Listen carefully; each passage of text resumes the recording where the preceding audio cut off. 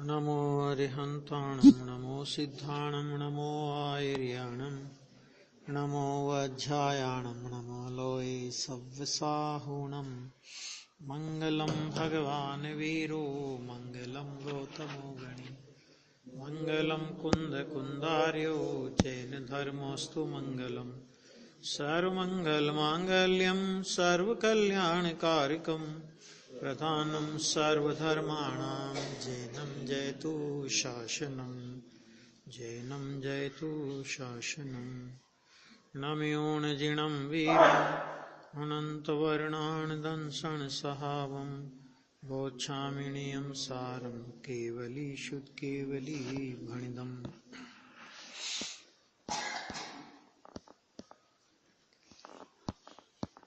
नियम सार की 15 नंबर की कथा कारण पर्याय की चर्चा हुई।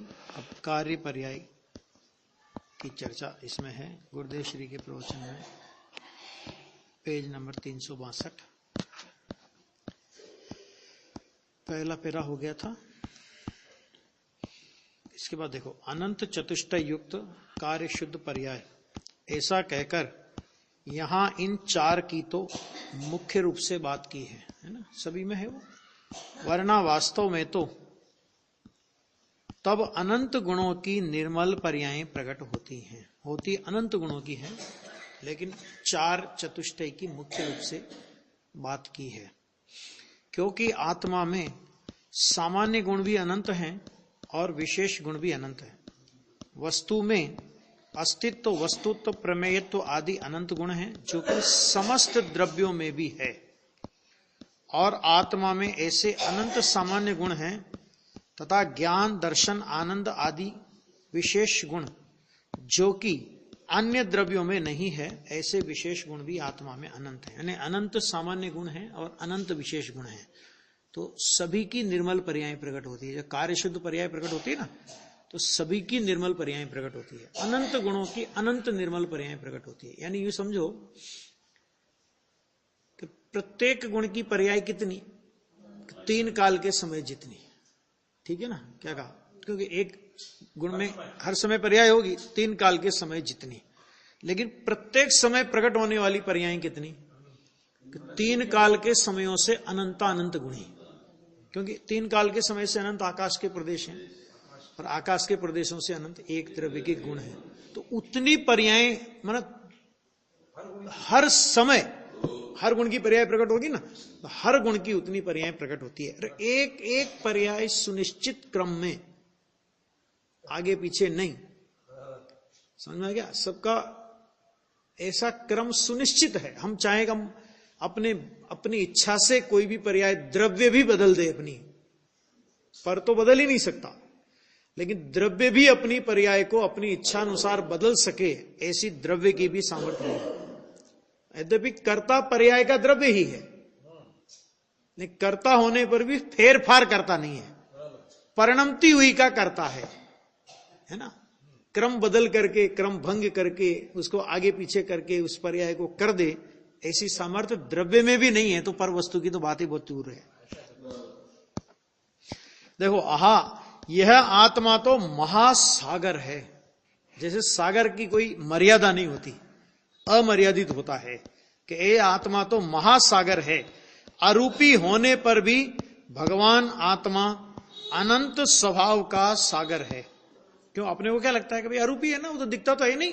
अरे नहीं दिखता तो भी अनंत अनंत अनंत स्वभाव का वो सागर है, महासागर है। उसको क्षेत्र की विशालता की कहां अपेक्षा है कि बहुत लंबा क्षेत्र हो। आदिनाथ भगवान का क्षेत्र 500 धनुष का और महावीर भगवान का क्षेत्र 7 हाथ का, तो अतीन्द्रिय आनंद में कुछ कमी आती होगी। आदिनाथ को ज्यादा आनंद आता होगा और महावीर भगवान को थोड़ा कम आता होगा, थोड़ा कम क्षेत्र है। तो कि क्षेत्र से आनंद का कोई संबंध नहीं है। और वैसे भी देखो ना, तो हर आत्मा के, देखो ये तो अवगाहना की बात है कि इतना 7 हाथ और 500 धनुष, ये तो एक अवगाहना की बात है। वैसे अगर देखो तो हर आत्मा का क्षेत्र भी बराबर है। असंख्यात प्रदेशी क्षेत्र है कि नहीं? लोक प्रमाण असंख्यात प्रदेशी क्षेत्र है। तो प्रदेश में तो कम ज्यादा नहीं है, उसका फैलाव कम ज्यादा है ना। प्रदेशों की संख्या में क्या कमी है। और दूसरी बात, प्रदेशों से सुख आता भी नहीं है। गुड़ की डली हो, अब वो गोल हो एकदम, या हिंदुस्तान के नक्शे जैसी कटी हुई हो, तो स्वाद में क्या फर्क पड़ेगा उससे। आ गया नहीं आ गया। ऐसा यहां में यह निगोद का जीव ही लो ना, निगोद का जीव, अंगुल के असंख्यातवें भाग, ऐसा बोलते हैं ना। एक अंगुल के असंख्यातवें भाग में, माने क्षेत्र में छोटा होने पर भी उसमें अनंत जीव है। आप देखो, निगोद के जीव से छोटी अवगाहना किसी की नहीं होती। अंगुल के असंख्यातवें भाग उसकी अवगाहना होती है। और इतने क्षेत्र में अनंत जीव, कितने अनंत, तो बताया ना, एक निगोद के शरीर में कितने अनंत जीव हैं कि तीनों काल के जितने सिद्ध हैं उनसे अनंत गुणे जीव एक निगोद के अंदर है, एक निगोद शरीर के अंदर है। क्या करें। शकरकंद, लहसुन, हरी दूब इत्यादि है ना, वे अनंत काय हैं। कौन से? अनंत काय है ना। दीपावली के दिन पूजा करते तो हरी दूब लाते नहीं लाते, मुझे पता नहीं, यहां का लाते हैं, महापाप करते हैं मंदिर में आके। अपने जैन दर्शन में कौन सी हरी दूब का विधान है? विधान में ये गृहीत मिथ्यात्व चलाना हो तो बाहर चलाना चाहिए ना, मंदिर में क्यों कराना है गृहीत मिथ्यात्व। अगर कोई लाते हैं तो गलत करते। इनके एक टुकड़े में असंख्य तो औदारिक शरीर है, और क्षेत्र अत्यल्प होने पर भी उस एक एक शरीर में अनंत जीव हैं। सोचो जरा, जब ये संख्या गणना में लेते हैं ना अपन, तब अपने को पता लगता है कि कितने भाग्य से उस निगोद की दशा में से निकल करके जीव आ गया। अनंत जीव ऐसे हैं अभी भी जो आज तक निगोद से नहीं निकले, और जिनवाणी ये कहती है कि अनंत काल में निकलेंगे भी नहीं। ऐसे भी जीव हैं जो अनंत काल तक निगोद में ही रहेंगे, निगोद से कभी निकलेंगे ही नहीं। यहां आ गया तो सारा भूल गया। चलो एक इंद्रिय था भूल गया, अभी नरक में अंडे खाए थे वो भी भूल गया। वहां याद आता था, अरे अभी नरक से निकल जाऊं तो बस अभी कल्याण कर लेना है मेरे को। कर तो नरक में भी सकता था, नरक में नहीं कर सकता था कल्याण। वहां भी वायदा किया। क्या वायदा किया? यहां से निकलूं तो करूं, यहां से निकलूं तो करूं, मैंने प्रतिकूलता मिटे तो मैं आत्मा का कल्याण करूं। कहते कभी नहीं हो सकता है। देखो भाई, गजब चीज है। और उस एक एक जीव में अनंत अनंत सामान्य और विशेष गुण हैं। अनंत अनंत सामान्य गुण और विशेष गुण है, संख्या का पार नहीं। उसमें क्षेत्र की महत्ता की बात नहीं है, परंतु यह उसका माने जीव का सत्व, इसका स्वभाव, इसकी शक्ति, इसका सामर्थ्य इतनी अमाप है, यह बात है। क्षेत्र छोटा हो उससे कोई फर्क नहीं पड़ता, सामर्थ्य, शक्ति, स्वभाव कितना अमाप है। मूल में तो वो मुद्दे की बात है, मुद्दे की बात तो वो है, आनंद वहां से आता है। क्षेत्र से आनंद का कोई संबंध नहीं है। क्षेत्र तो अंगुल के असंख्यातवें भाग मात्र है, तो भी उसमें असंख्य औदारिक शरीर, अंगुल के असंख्यातवें भाग में, निगोद की बात कर रहे हैं अभी, अंगुल के असंख्यातवें भाग में असंख्य औदारिक शरीर, और एक एक शरीर में सिद्ध से भी अनंत गुणे जीव हैं। सोचो जरा, सिद्ध से अनंत गुणे, अरे ये तो ये नहीं, सिद्ध माने तीनों काल की सिद्ध से। सिद्ध का मतलब ये वर्तमान जितने हो गए उतना नहीं है बात, तीनों काल के जितने सिद्ध हैं उससे अनंत गुण है। तथा उस प्रत्येक जीव में अनंत सामान्य और अनंत विशेष गुण होते हैं। ऐसे निगोदिया जीव में भी अनंत सामान्य और अनंत विशेष गुण होते हैं। अहो उसकी महान इतनी महान चीज तथा उन प्रत्येक अनंत गुणों की अनंत कारण पर्याय होती हैं। निगोद के भी भाई उसको स्वीकार नहीं है, लेकिन कारण पर्याय थोड़ी नहीं रुकती है। जैसे अभी द्रव्य का स्वीकार नहीं तो द्रव्य थोड़ी नष्ट हो गया। हाँ द्रव्य है, लेकिन द्रव्य के होने का जो लाभ होना चाहिए वो नहीं है उसको, बराबर है, द्रव्य का थोड़ी नाश हो गया। इसी तरह कारण पर्याय का थोड़ी नाश हो गया। वो कार्य प्रकट करे कि नहीं करे, नहीं करे तो कहे, आचार्य ये भी कहेंगे कि नहीं करे तो तेरे लिए नहीं है। जैसे किसी के पास भरपूर खजाना हो और उसके बाद भी भूखे मरे तो क्या कहेंगे, तू रखवाला है क्या, काय के लिए है? धन तेरे लिए है कि तू धन के लिए, ये बता, कि तू धन का चौकीदार है कि धन तेरे लिए है? बहुत से लोग होते हैं ये मंदिर में बसते हैं ना फोन, तभी मैं कई जगह बोल देता हूं ऐसा। मैंने कहा तुम मोबाइल के गुलाम हो कि मोबाइल तुम्हारा गुलाम है? अपन धन के लिए हैं।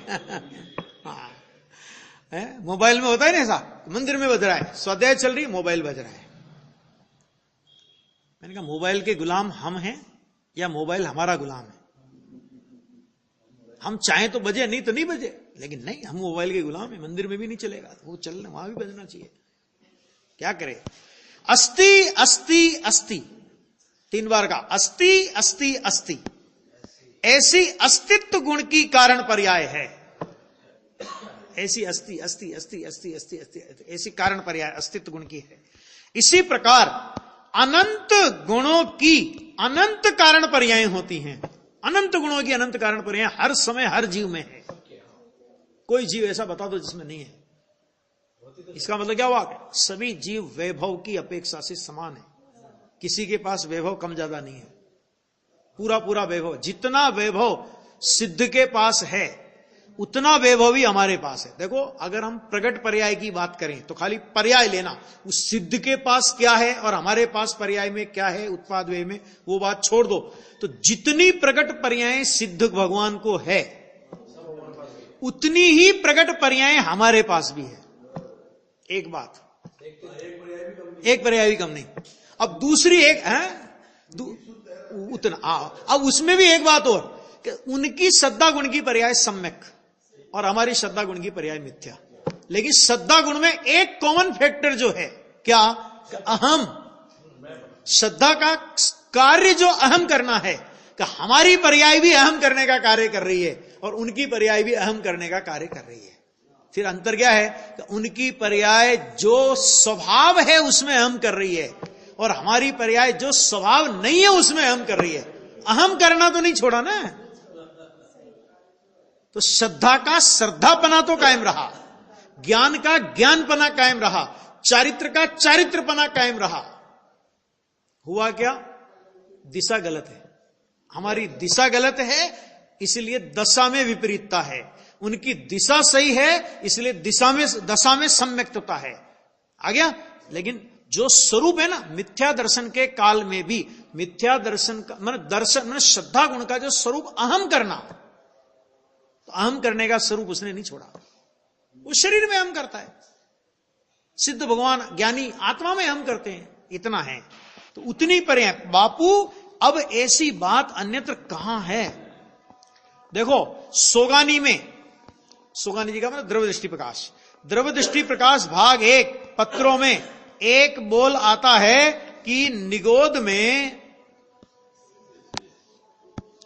जो ऐसे जीव कहे हैं वे सब अपने को प्रत्यक्ष होंगे। क्या गजब की बात कहती है कि इतने जो निगोद के जीव कहे हैं ना, अभी तो हम शास्त्र से जान रहे हैं कि निगोद में एक शरीर में 3 काल के सिद्धों से, मैंने त्रिकाल सिद्धों से अनंत गुणे जीव, अंगुल के असंख्यात में भाग जितने क्षेत्र में असंख्यात औदारिक शरीर, एक एक शरीर में 3 काल के सिद्धों से अनंत गुणे जीव, कि ये जो सिद्धों भगवान ने अनंत जीव कहे कि वे सब अपने को प्रत्यक्ष होंगे। क्या मतलब इसका? कि केवल ज्ञान होगा ना, तो केवल ज्ञान में ये सब प्रत्यक्ष होने वाले हैं अपने को। आ गया? अभी अपन परोक्ष रूप से मानते हैं, ऐसा आता है। ऐसा उनके द्रव्य दृष्टि प्रकाश के एक पत्र में उन्होंने किसी को चर्चा करते हुए मुमुक्षु को लिखा। बहुत सरस लिखा है। पत्र नंबर 36 केवली गम्य यह निगोद की अनंतता। देखो कितना बढ़िया कहा, केवली गम्य यह निगोध की अनंतता साधक के अनुमान गम्य ज्ञान से प्रत्यक्ष वत होती है। प्रत्यक्ष नहीं होती ना, साधक के अनुमान ज्ञान से प्रत्यक्ष वत होती है। निष्कंप गंभीर ध्रुव स्वभाव के आश्रय से गहरे गहरे उतरते उतरते यह ज्ञान अपने सबको प्रत्यक्ष होवो। यही भावना। भावना भी कैसी होती है ज्ञानी की, मतलब हमें तो होगा ही होगा। साधक अपनी बात कर दी ना खुद की, कि साधक को अनुमान गम्य ज्ञान से प्रत्यक्ष वत होती है। मतलब साधक को तो हो ही रही है, हमें तो हो ही रही है। ज्ञानी सोगानी जी कह रहे हैं हमें तो हो ही रही है। साधक को प्रत्यक्ष वत अनुमान ज्ञान से, केवल ज्ञान नहीं है ना अभी, तो अनुमान ज्ञान। तो अपनी आत्मा को जिसने प्रत्यक्ष स्व संवेदन में जाना, अपनी आत्मा को जिसने स्व संवेदन में प्रत्यक्ष जाना, तो वो अनुमान ज्ञान से दूसरों को भी प्रत्यक्ष वत, प्रत्यक्ष नहीं लेकिन प्रत्यक्ष वत के वो तो होती है। और निष्कंप गंभीर ध्रुव स्वभाव के आश्रय से। कैसा भगवान आत्मा ध्रुव स्वभाव? निष्कंप है, जिसमें कंपन माने चला चलता यानी पर्याय का उथल पुथल नहीं है। ऐसा गंभीर ध्रुव स्वभाव है, उसके आश्रय से सहज गहरे उतरते उतरते, गहरे गहरे उतरते उतरते, अर्थात उस स्वभाव का उग्र आश्रय करते करते, गहरे उतरते उतरते माने उस स्वभाव का गहरा आश्रय करते करते वह ज्ञान अपने सबको प्रत्यक्ष हो, अर्थात अपन सब केवल ज्ञान को प्राप्त करें। आ गया? यही भावना है। देखो ये द्रव्य संग्रह है ना, द्रव्य संग्रह, तो द्रव्य संग्रह में धर्म ध्यान के 4 बोल आते हैं। आज्ञा विचय, अवाय विचय, विपाक विचय और संस्थान विचय। तो अवाय विचय में ज्ञानी क्या भावना भाता है कि हम तो 8 कर्म से रहित तो होंगे ही, लेकिन जगत के सभी जीव 8 कर्म से रहित तो होकर पूर्ण परमानंद को प्राप्त होवो, ज्ञानी की ऐसी भावना होती है। कोई जीव विपरीत दृष्टिवंत रहे, कोई जीव निगोदगामी रहे, कोई जीव नरकगामी हो, कोई जीव है ना संसार में भटकने वाला रहे, ऐसी भावना कभी भी ज्ञानी को नहीं होती। बराबर?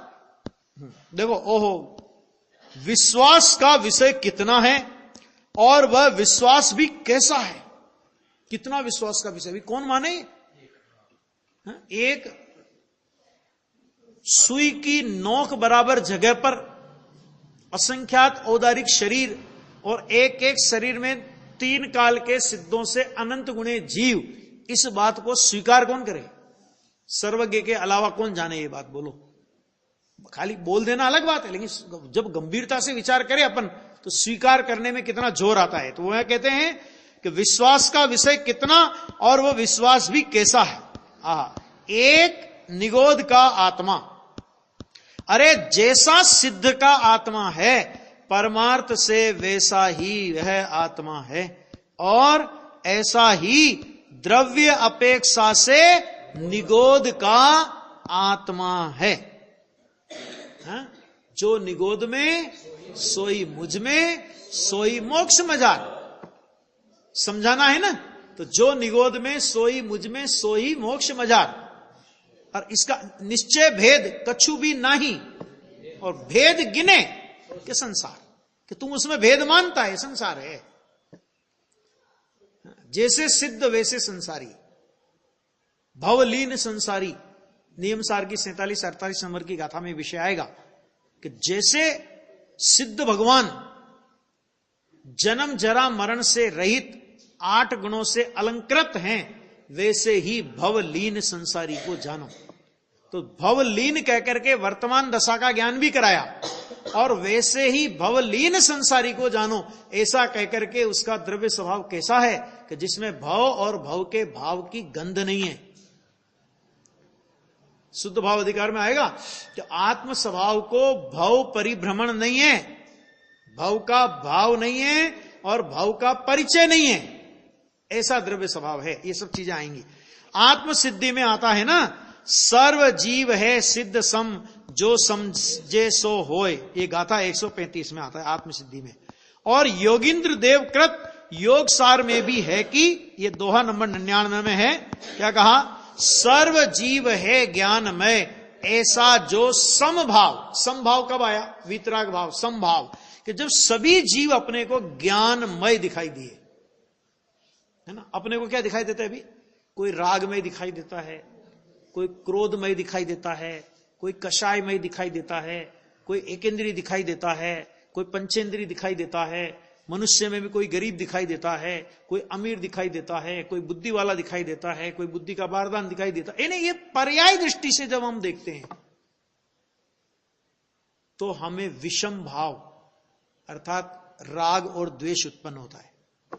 और जब यह पता लगे, अरे निगोद का जीव हो तो भी ज्ञानमय है और सिद्ध का जीव हो तो भी ज्ञानमय है, निगोद में सिद्ध से कुछ कम नहीं और सिद्ध में निगोदिया से कुछ अधिक नहीं, जितना वैभव निगोदिया के पास उतना ही वैभव सिद्ध के पास। जब हम उसको द्रव्य स्वभाव की नजर से देखें तो फिर विषम भाव उत्पन्न नहीं होता, समभाव उत्पन्न होता है। बैंश्री के बच्चामत में एक बोल है, हम तो सबको सिद्ध समान ही देखते हैं, हम तो सबको चैतन्य ही देख रहे हैं, वे भले अपने को चाहे जैसा माने, हम तो सबको ज्ञानमय ही देख रहे हैं। एक ज्ञानी की विशाल दृष्टि है। आ रहा है ना, वासुदेव कुटुंबकम, ये हिंदुओं में आता है ना, ये है वासुदेव कुटुंबकम। सारे जीव एक समान, किसी में कोई छोटा नहीं, कोई बड़ा नहीं। आ गया? समभाव माने क्या? कि वीतराग भाव पने, समभाव पने, यह जानना कि ये सभी अनंत जीव ज्ञान स्वभाव वाले हैं। सबके पास ज्ञान स्वभाव, ज्ञान स्वभाव, ज्ञान स्वभाव, ज्ञान स्वभाव, किसी के पास वो दूसरा कोई स्वभाव है ही नहीं। कषाय हो पर्याय में, लेकिन वो स्वभाव नहीं है। स्वभाव कैसा है? कि स्वभाव तो ज्ञान स्वभाव है। आ गया? और अनंत गुण के स्वभाव वाले हैं, समभाव हैं, और तभी उसने अनंत जीवों को जाना कहा जाता है। कब? कि जब सभी जीव ज्ञान स्वभाव हैं, ऐसा जाना, तो उसने सभी जीवों को जाना ऐसा कहा जाता है। क्योंकि अगर आपने किसी जीव को जाना कि ये तो राग वाला है, ठीक है, तो अभी आपने उसकी वर्तमान पर्याय देख करके उसको राग वाला कहा, और हो सकता है हमारा राग तो बैठा रहा, हमारा तो मिथ्यात्व भी नहीं गया, और उसके पहले उसने राग का अभाव करके मोक्ष चला गया। तो वो जीव का जानना कहां हुआ? अरे जिस विभाव परिणाम को ज्ञानी पुद्गल की कक्षा में रखते हैं, हम उससे जीव की पहचान करते हैं, है ना। और अगर हमने ज्ञान स्वभाव से जाना होगा तो निगोद से लेकर सिद्ध तक कहीं चला जाए वो जीव, कैसे भी भव भ्रमण में भटकता हो, कैसे भी विभाव परिणाम में भटकता हो, वो अपने ज्ञान स्वभाव से कभी छूटेगा। ज्ञान स्वभाव से पृथक पड़ेगा वो, कि ज्ञान स्वभाव से कभी पृथक पड़ेगा नहीं। आ गया? तो जीव को जाना तब कहा जाता है कि जब उसको ज्ञान स्वभाव से जाने। क्यों? क्योंकि जो ज्ञान स्वभाव सदा टिकेगा, उससे जीव को जाना, तो हमने जीव को जाना। और जो ज्ञान, जो राग कभी टिकेगा नहीं, राग तो टिकेगा थोड़ी, कषाय टिकेगी थोड़ी, मिथ्यात्व टिकेगा थोड़ी, विभाव टिकेगा थोड़ी। विभाव टिकने के लिए नहीं होता और स्वभाव मिटने के लिए नहीं होता। ये बात समझ लेना बहुत अच्छे से। विभाव होता है ना, विभाव कभी भी टिकने के लिए नहीं होता, और जो स्वभाव होता है ना, वो कभी मिटने के लिए नहीं होता। तो जो मिटने के लिए नहीं है, जो कभी मिटता नहीं है, उससे जानोगे तो जीव को जाना कहलाएगा। और जो खुद ही नहीं टिकता, उसके द्वारा हम जीव को जाने तो कहते कि हमने जीव को जाना, ऐसा नहीं कह सकते। लो, यह संभाव भाई दुनिया के साथ इसका मेल करने जाएगा तो मेल नहीं होगा। दुनिया के साथ मिलान करने जाएगा ना, मेल नहीं। लोग संभाव का मतलब क्या समझते? ये तू भी सच्चा, मैं भी सच्चा, हाँ सबकी जय, ऐसा नहीं होता। श्रीमद जी ने बहुत अच्छा लिया, कुदेव को कुदेव जानकर उसका उत्थापन करना, सुदेव को सुदेव जानकर उसका स्थापन करना, कुधर्म को कुधर्म जानकर उसका उत्थापन करना, सुधर्म को सुधर्म जानकर उसका स्थापन करना, कुगुरु को कुगुरु जानकर उसका उत्थापन करना, और सुगुरु को सुगुरु जानकर उसका स्थापन करना, माना असत्य को असत्य जानकर उसका उत्थापन और सत्य को सत्य जानकर उसका स्थापन, इसका नाम संभाव।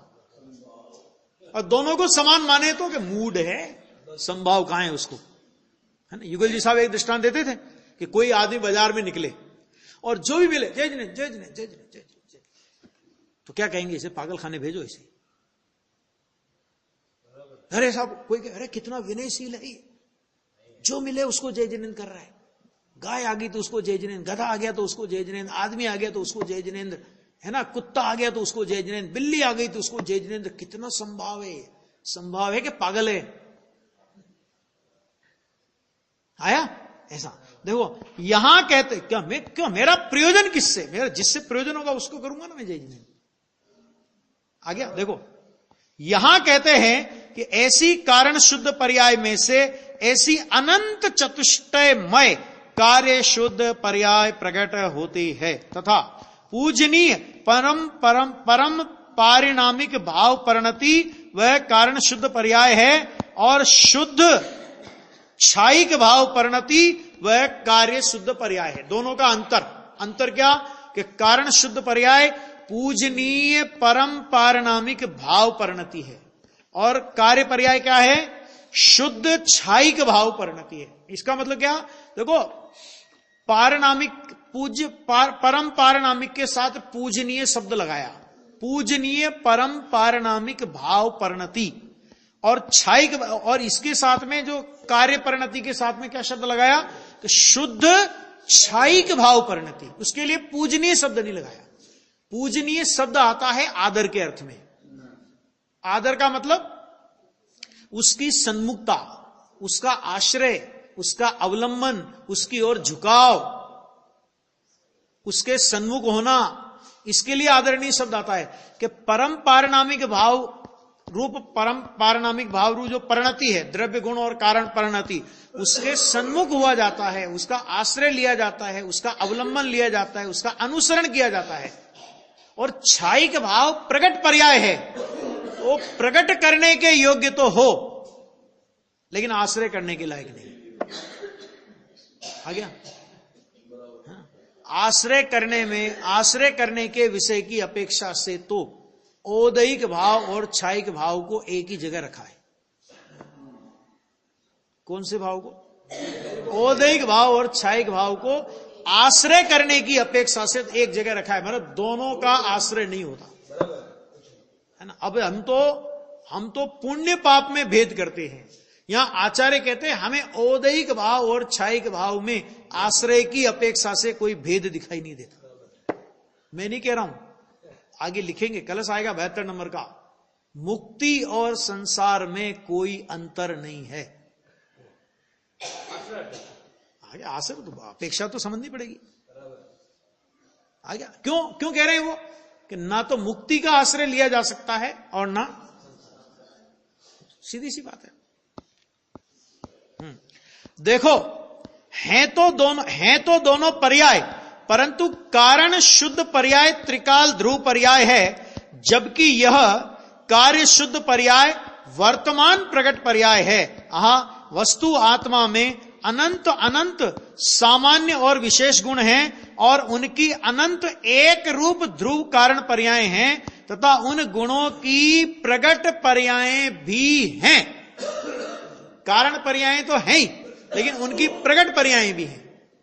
आ गया, ठीक है। प्रत्येक जीव को प्रकट पर्याय तो होती ही है ना, सर्वज्ञ को पूर्ण प्रकट पर्याय होती है, जबकि निगोद के जीव को भी ज्ञान, दर्शन, वीर्य, क्षयोपशम भाव रूप है या नहीं, बताओ। अगर नहीं होवे ना तो जड़ हो जाएगा। प्रकट में ज्ञान की, भले अक्षर का अनंतवां भाग प्रकट हो, लेकिन प्रकट है, नहीं तो वो जड़ हो जाएगा। आ गया है।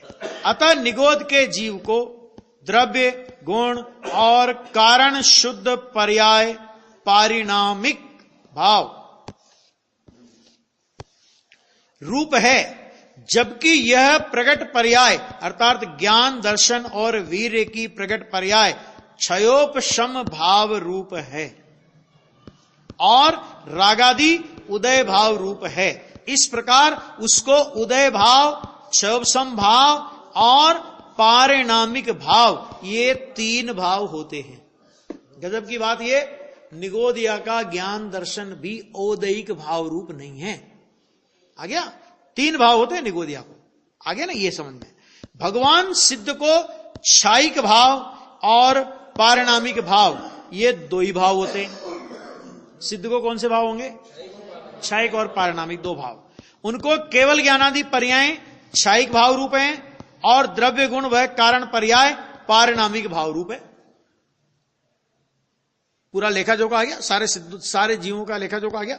जबकि भगवान केवली को माने अनंत दशा में है ना, उदय भाव, क्षायिक भाव और पारिणामिक भाव, ये 3 भाव होते हैं। अरिहंत परमात्मा को अभी औदयिक भाव है। जिन गुणों में अभी अशुद्धता है अथवा असिद्धत्व नाम का औदयिक भाव है, वो 14वें गुणस्थान के अंत तक होता है। असिद्धत्व जिसे बोलते हैं, है ना, तो उनको 3 भाव हो गए। उनको अरहंत दशा है ना, इसलिए अभी योग का कंपन है, जो कि उदय भाव है और केवल ज्ञानादि क्षायिक भाव रूप हैं तथा द्रव्य गुण और कारण शुद्ध पर्याय पारिणामिक भाव रूप है। ऐसी बात है। एक किसके पास क्या क्या खजाना है ना, ये बताया। निगोदिया से लगा करके सिद्ध तक के पास क्या क्या है, सब आ गया ना। कैसे कैसे भाव किन किन जीवों के पास हैं, ये सारा ज्ञान। अब बताओ, केवल ज्ञानी भगवान जीव के संबंध में इससे ज्यादा क्या जानते हैं? बताओ जरा। केवल ज्ञानी भगवान इससे ज्यादा जानते हैं जीव के बारे में? ये फर्क क्या है? तो वो एक एक पर्याय को डिटेल से जानते हैं। भूतकाल की, वर्तमान काल की, भविष्य की, हो चुकी, हो रही है और होगी, उसको पृथक पृथक रूप से अलग अलग जानते हैं। साधक पृथक रूप से नहीं भी जानता हो तो भी साधक इतना जानता है कि एक एक समय करके अनादिकाल से पर्याय होती आई हैं, वर्तमान में हो रही है और अनंत काल में होंगी। अनंत गुण है, कारण पर्याय है और द्रव्य स्वभाव है। ऐसा जीव के संबंध में साधक भी जानता है। इसलिए आचार्य भगवान ने कहा, प्रवचन सार की 33 नंबर की गाथा में कहा कि केवली भगवान केवल ज्ञान के द्वारा केवल आत्मा को जानते हैं, इसलिए केवली हैं। और हम श्रुत ज्ञान के द्वारा केवल आत्मा को जानते हैं, इसलिए श्रुत केवली है। आ गया? अमृतचंद्र आचार्य ने कहा हम भी श्रुत केवली हैं। क्यों? क्योंकि वे आत्मा को जानने के कारण, केवल आत्मा को जानने से केवली हैं। तो हम भी केवल आत्मा को जानने से श्रुत केवली हैं। क्यों? क्योंकि वो केवल ज्ञान से आत्मा को जानते हैं और हम तो श्रुत ज्ञान से आत्मा को जानते हैं। लेकिन जिस आत्मा को वे जानते हैं वैसे ही आत्मा को, उस आत्मा में कोई अंतर नहीं, वैसे ही आत्मा को हम अपने अंतर में जानते हैं। जैसे कोई बच्चा है, एक अमीर खानदान का बच्चा है ना, करोड़ों की आमदनी है और वो भी पढ़ाई करता है स्कूल में। तो वो भी किताब पढ़ता है, 8वीं क्लास में मान लो पढ़ रहा है, तो वो भी पढ़ रहा है। उसके पास पढ़ने की सुविधा क्या है? एसी कमरा है, बढ़िया लाइट है, टेबल लैंप है, टेबल है, कुर्सी है, पुस्तक भी बहुत बढ़िया सजी सजाई है ना, और सारी सुविधा उसके पास है। उसमें भी वो किताब पढ़ रहा है। और एक बच्चा जिसके घर में लाइट नहीं है, गरीब है, स्कूल की फीस मुश्किल से जमा करा पाता है, ठीक है, और वो घर में लाइट नहीं होने की वजह से, रोड लाइट होती है ना, ये मरकरी बल्ब लगते रहते हैं, तो उनके नीचे बैठ करके किताब पढ़ रहा है। जिस किताब को वो बच्चा ऐसी रूम में पढ़ रहा है, उसी किताब को वो बच्चा मरकरी बल्ब में सड़क के किनारे बैठ करके पढ़ रहा है। तो किताब में अंतर है या किताब किस साधन में पढ़ रहा है उसमें अंतर है, सुविधाओं का फर्क है ना। तो केवली भगवान के पास केवल ज्ञान है, तो उनको केवल ज्ञान से आत्मा को जानने की सुविधा है। और साधक कहता है हमारे पास श्रुत ज्ञान है, तो हमारे पास श्रुत ज्ञान से आत्मा को जानने की सुविधा है, लेकिन जानते हम भी उसी आत्मा को हैं जिस आत्मा को केवली जान रहे हैं। मैंने केवली ने कोई विशिष्ट प्रकार का आत्मा जाना और हमने कोई उससे अल्पहीन प्रकार का आत्मा जाना, कह रहे ऐसा नहीं है। इसलिए जब वो केवल ज्ञान के द्वारा केवल आत्मा को जानने से केवली हैं, हम शुद्ध ज्ञान के द्वारा आत्मा केवल आत्मा को जानने से श्रुत केवली हैं। आ गया। और ये अर्थ अमृत चंद्र आचार्य ने 1000 साल पहले किया, हम भी श्रुत केवली हैं। इसका मतलब क्या हुआ कि द्वाद सांग के पाठी शुद्ध केवली हैं, ये उनको पता नहीं था।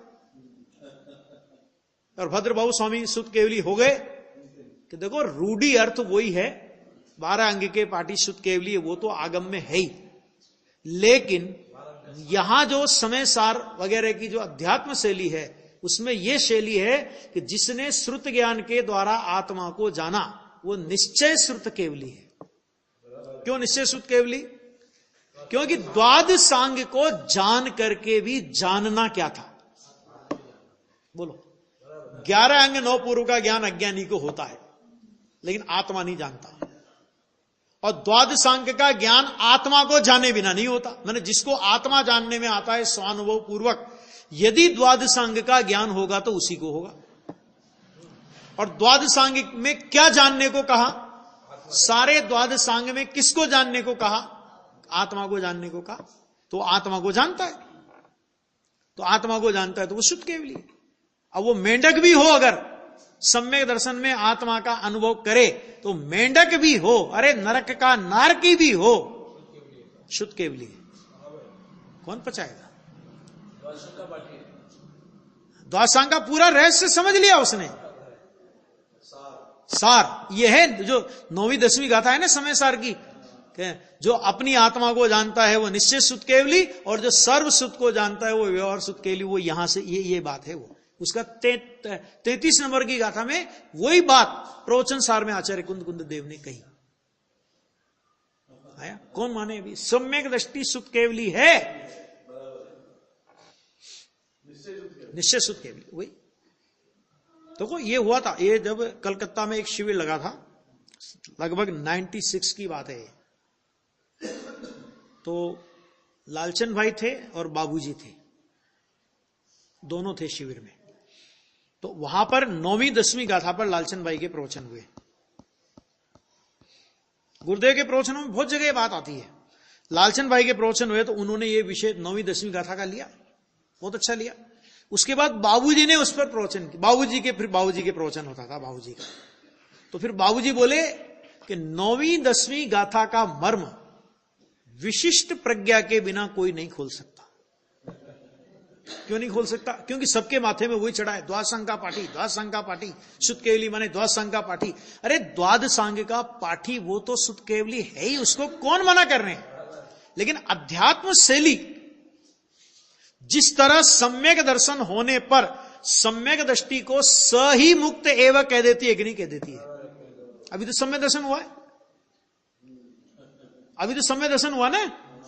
अभी तो नरक में हो सकता है, नरक में पड़ा हो, तिर्यंच में पड़ा हो, ऐसा जीव भी सम्यक दृष्टि हो सकता है कि नहीं?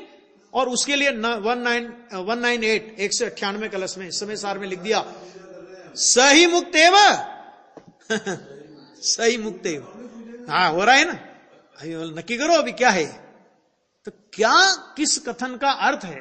क्योंकि उसने पूरा द्वादशांग जान लिया, क्योंकि द्वादशांग में आत्मा को जानने को कहा था। आ गया? ये बात है भैया।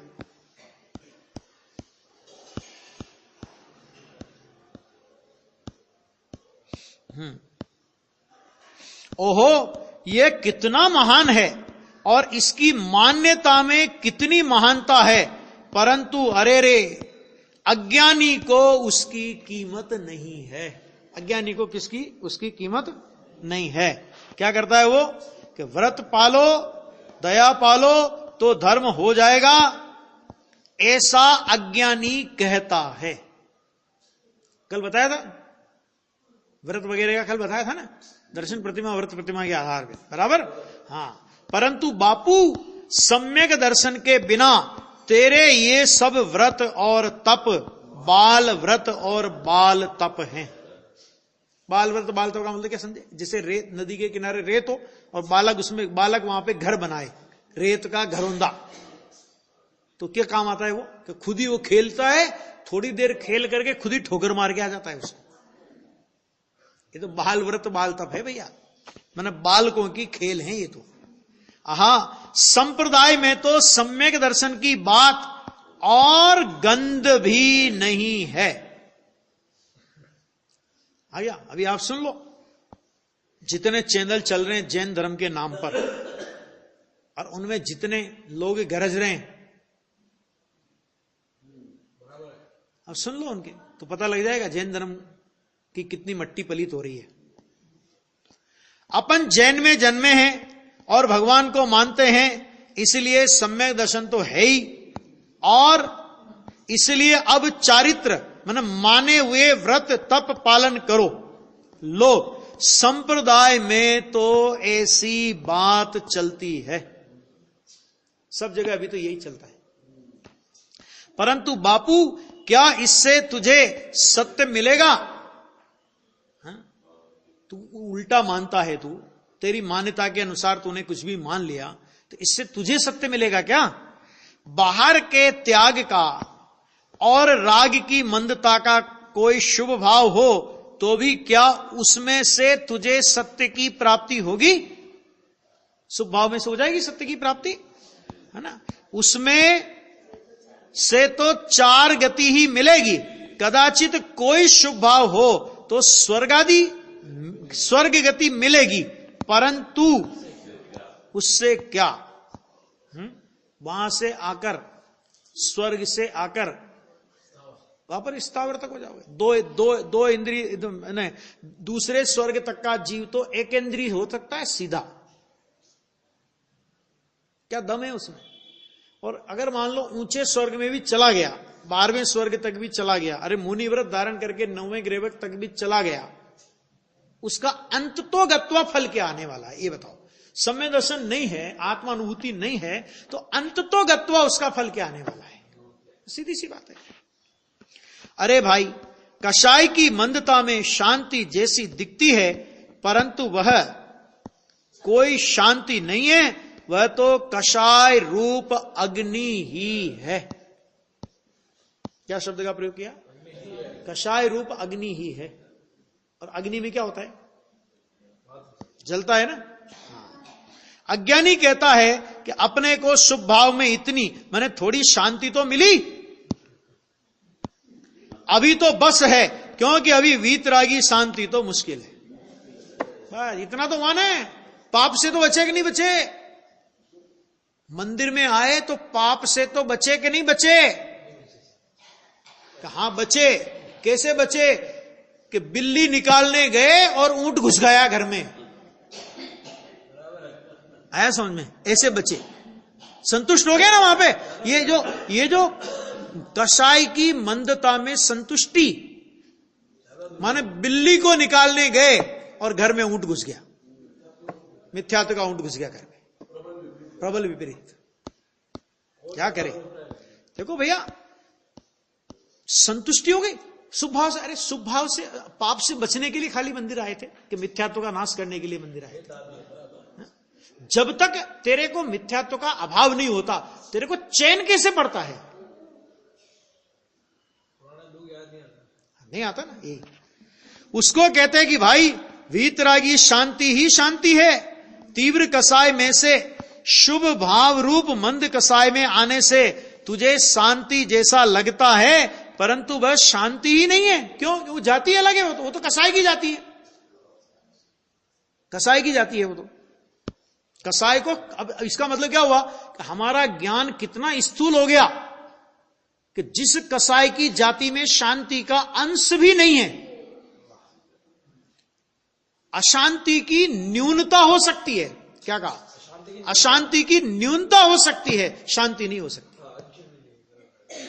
और हमें उसमें शांति लग रही है। हमारा ज्ञान कितना विकृत हो गया है कि प्रगट अशांति का वेदन करते हुए भी शांति जैसा लगता है इसको। आ गया ऐसा। तीव्र कसाय में ये आ गया शांति, परंतु शांति नहीं। ऐसा तो अनंत काल में अनंत बार हुआ है, परंतु उससे क्या?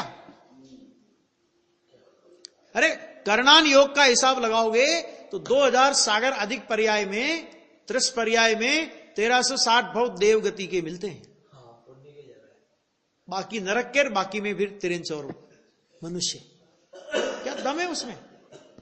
परंतु उससे क्या, वह कोई उपाय नहीं है। आ गया? वह कोई उपाय नहीं है। आहा, अंदर शुद्ध चिन्मात्र स्वरूप भगवान आत्मा है। देखो, अंदर चिन्मात्र स्वरूप भगवान आत्मा है। उसके द्रव्य गुण और कारण शुद्ध पर्याय का आश्रय करके उसमें ही लीन होने पर उसकी श्रद्धा और ज्ञान और शांति प्रकट होती है, और वही सच्ची शांति है। उसकी पूर्ण दशा होने पर पूर्ण वीतरागी शांति प्रकट होती है। बापू, मार्ग तो ऐसा है। क्या होता है कि जरा सी भी, देखो, एक ये मार्ग ऐसा है कि इसमें जरा सी भी पराश्रय भाव में अटकाव आ गया, जरा सा भी, पाप से तो बचे ना। अभी घर पे होते तो क्या करते? अरे घर पे होते तो ये करते कि पाप, सुनना, बहुत कठोर बात कह रहा हूं, कि कम से कम पाप को पाप तो मानते। तो क्या कहा? पाप को पाप तो मानते ना। घर पे होते तो पाप कर रहे होते, मैंने कहा पाप को पाप तो मानते कम से कम। यहां आकर के तुमने धर्म माना। कौन कौन समझे इस बात को? ये जो दृष्टि है ना, ये दृष्टि गुरुदेव की दृष्टि, ये दृष्टि दी उन्होंने। नहीं तो सब दुनिया में कहेगी हाँ ठीक है ना, मंदिर बढ़िया है, पाप से तो बच्चे, उतना तो ठीक है, उतना तो ठीक है। अरे उतना ठीक कह करके तुम उसे सूली पे चढ़ा रहे हो। समझ में आ गया? उसको 5-50 नींद की गोली दे करके कह रहे हो बेटा सो जा खा के। क्या मतलब? उठेगा ही नहीं तू, अब ये कर रहा है तुम्हारे साथ वो। क्यों भैया? संतुष्ट हो गया ना वो। उससे बोलो कि मंदिर आया, बहुत बढ़िया किया, लेकिन अभी कुछ नहीं हुआ है। यहां आकर के तुझे अब शुरुआत करनी है। अभी तू समझता है कि मैंने बहुत काम कर लिया, मंदिर आ गया तो मैं पाप से बचा। देखो कितने गोरख धंधे से बच के मैं मंदिर आ गया। कि यहां आए बिना तो ये काम हो ही नहीं सकता था, इसलिए यहां तो तुझे आना ही पड़ेगा। लेकिन यहां आ गया इसलिए हो जाएगा ये काम, इस भरोसे मत रहना। यहां आकर के अलग से प्रयत्न करेगा तब ये काम होगा। कभी भी व्यवहार में जीव को संतुष्टि आ जाए, व्यवहार में जीव फंस जाए, ऐसा प्रतिपादन नहीं होना चाहिए। व्यवहार से हटे, स्वभाव की ओर बढ़े, जिनवाणी का प्रतिपादन वो होता है। आ गया? और वही सच्ची शांति है। उसकी पूर्ण दशा होने पर पूर्ण वीतरागी शांति प्रकट होती है। बापू, मार्ग ऐसा है। इस प्रकार यह कार्य शुद्ध पर्याय की बात हुई। अब फिर प्रश्न किया, केवल ज्ञान तो गुण है ना? नहीं, वह पर्याय है। यहां स्पष्ट बात है कि केवल ज्ञान कार्य शुद्ध पर्याय क्षायिक भाव की शुद्ध परिणति है। अब इसमें यह गुण है, ऐसा कहां आया भाई? गुण तो पारिणामिक भाव रूप है, जबकि केवल ज्ञान तो क्षायिक भाव रूप है। इसलिए केवल ज्ञानादि कार्य शुद्ध पर्याय हैं। देखो, क्षायिक भाव की शुद्ध परिणति आ गया। तत्वार्थ सूत्र में उसको गुण कहा, तो उसका कारण यह है, कल बताया था कि दोष और अपूर्णता का अभाव होने की वजह से, दोष का अभाव होने की अपेक्षा से उसे गुण कहा, त्रिकाली गुण की अपेक्षा से गुण नहीं कहा। आ गया? वो चर्चा है, वो चर्चा कल।